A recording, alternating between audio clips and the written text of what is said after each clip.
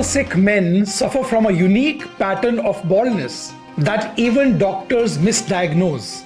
And this baldness, this Sikh pattern baldness, is not just hair loss. It's a completely different ball game. Hair loss that even Finasteride is powerless against.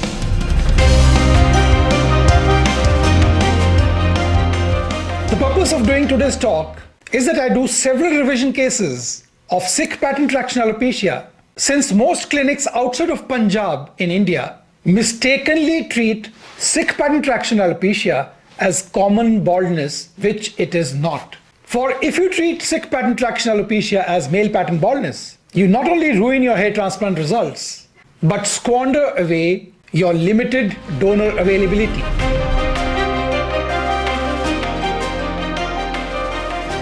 Now let me explain through a comparative analysis the 11 differences between Sikh pattern alopecia and common baldness that you need to know when you're seeking a hair transplant for your Sikh pattern alopecia, and what clinics need to know before they encounter a patient who has this unique form of baldness. So number one is the age of onset. Whereas male pattern baldness typically begins in the 20s and the 30s, with progressive thinning over decades, Sikh pattern traction alopecia, on the other hand, can occur very early in life, sometimes as soon as early childhood, due to the habitual hair traction, which results from a tight top knot, which is tied in male and female Sikhs as early as the age of 2 to 3 years. Now coming to gender predilection. Which gender gets affected by male pattern baldness and which gender gets affected by Sikh pattern traction alopecia? Now male pattern baldness, as the name denotes, is exclusively seen in men due to androgen sensitivity. The hair follicles, due to genetic predilection, get sensitized to DHT. We all know that.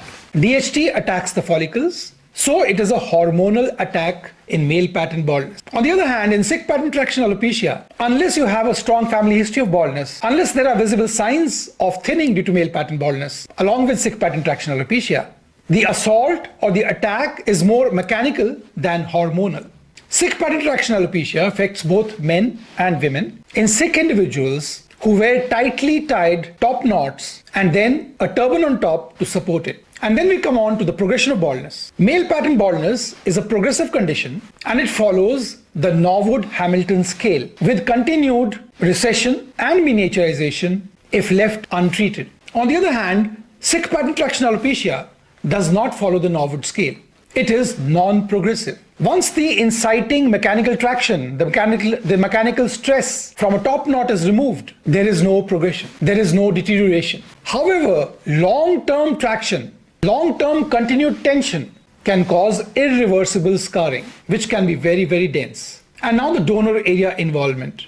In male pattern baldness, the donor area remains largely unaffected, making it a viable source for hair transplantation. On the other hand, in Sikh pattern traction alopecia, in severe cases of Sikh pattern traction alopecia, the donor area gets compromised because of excessive stress, both in the recipient area as well as in the donor area. And this leads to miniaturization, this leads to scarring, and this can have a deleterious effect on graft quality and availability of grafts. The receding hairline of male pattern baldness is characterized by a diffuse, gradual, feathered transition. It is not abrupt. In Sikh pattern traction alopecia, on the other hand, the resultant hairline after traction has shown its effect is well demarcated, a linear recession with a clear-cut border and abrupt transition. The challenge here in Sikh pattern traction alopecia, the challenge of restoration, is replicating the high density of the leading edge of the native hairline.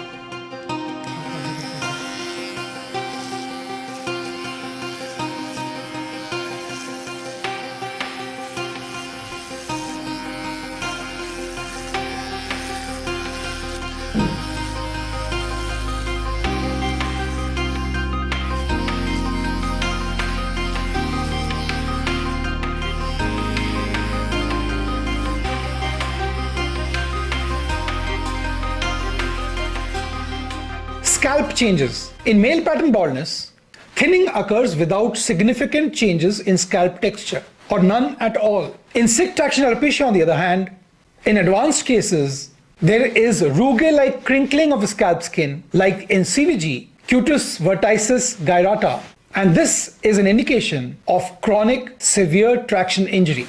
the scalp gets expanded and then forms folds because of continued traction in a tent-like fashion. Now, is there a role of DHT blockers in Sikh pattern traction alopecia? Male pattern baldness, as you know, is caused by increased sensitivity of the follicles to DHT, which mediates follicular miniaturization, and therefore DHT blockers are the first line of treatment.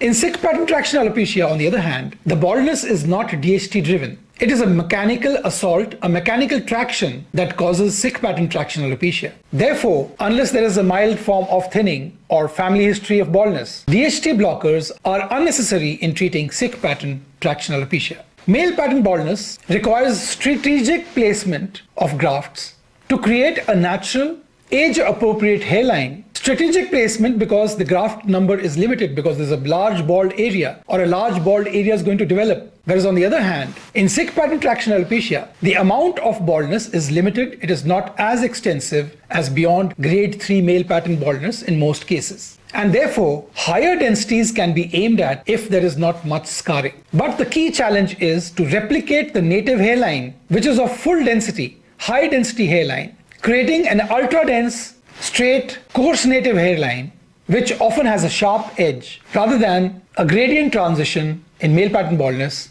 is the challenge that we face. Patients have scarring alopecia. Giving very high density when the scarring is high is a huge challenge in Sikh pattern traction alopecia. Now, the amount of scarring, the amount of follicular damage in male pattern baldness, it is a non-scarring alopecia that we are treating, where hair follicles undergo miniaturization but remain viable for potential regrowth with medical therapy like Finasteride.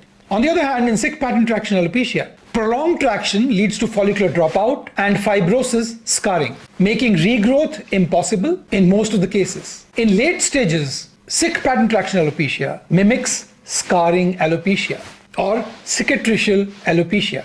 And this necessitates specialized transplantation techniques. And then we go on to the 10th difference. Male pattern baldness primarily affects the frontal hairline, the temples, the mid-scalp, and the vertex at the back. And this follows a gradual Norwood-Hamilton pattern.